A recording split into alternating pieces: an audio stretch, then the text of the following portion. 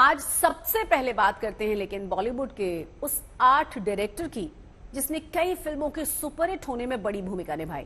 नितिन देसाई, लगान और देवदास जैसी फिल्मों के 8 डायरेक्टर थे। बुधवार की सुबह मुंबई के करीब करजत में बने उनके स्टूडियो में उनकी लाश मिली तो हड़कंप सा मच गया। पहली नजर में पुलिस को यह मामला खुदकुशी का लग रहा है।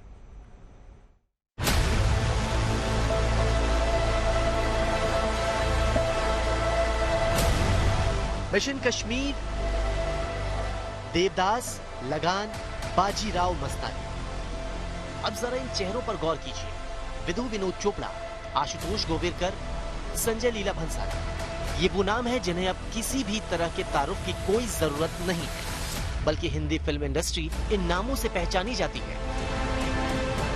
इन नामों को इतनी बड़ी पहचान देने के पीछे एक और नाम था। वो नाम था नितिन देसाई। हिंदी सिनेमा और हिंदी सिनेमा के तमाम फिल्म मेकर्स को शोहरत की नई बुलंदी देने वाला ये हंसता मुस्कुराता चेहरा पूरी इंडस्ट्री को अफसोस और हैरत भरे आंसू देकर हमेशा हमेशा की फ्रेम का एक हिस्सा बनकर रहे। अचानक नितिन देसाई की मौत की खबर आई।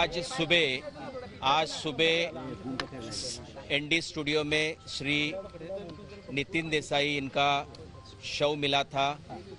खलापुर पुलिस स्टेशन में अकस्मात मृत्यु की नोंद हुई है और उसकी जांच हम कर रहे हैं। हम हर एक पहलू जो है उसका हम इंक्वायरी कर रहे हैं, इन्वेस्टिगेशन कर रहे हैं।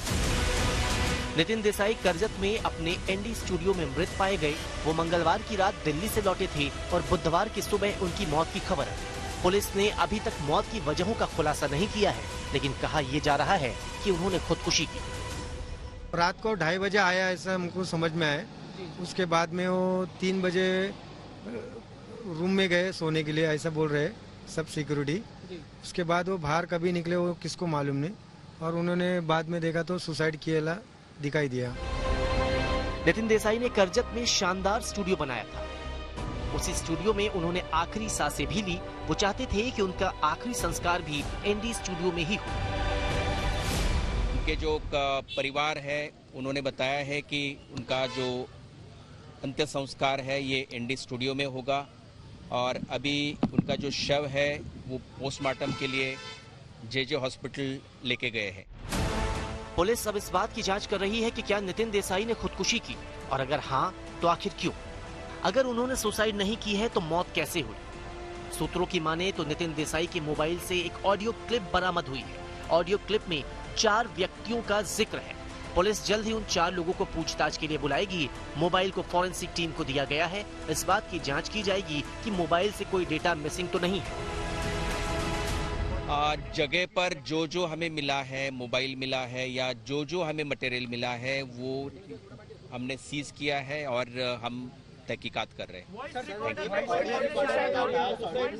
उसके बारे में यानी कि जो अगर अपडेट है मैं आपको बताऊंगा। अब तक जो है यानी कि जितने भी इलेक्ट्रॉनिक डिवाइसेस हमें मिले हैं उसकी हम तहकीकात कर रहे हैं।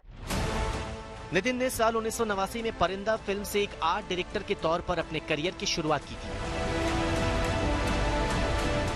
इसके बाद उन्होंने कई सुपरहिट फिल्मों में सेट को तैयार किया था।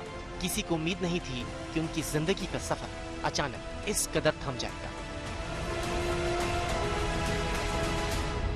कई पॉलिटिकल रैलीज, बड़ी रैलीज के लिए भी उन्होंने सेटअप जो है वो डिजाइन किया था और वो एक काफी बड़ा नाम इंडस्ट्री में माना जाता था।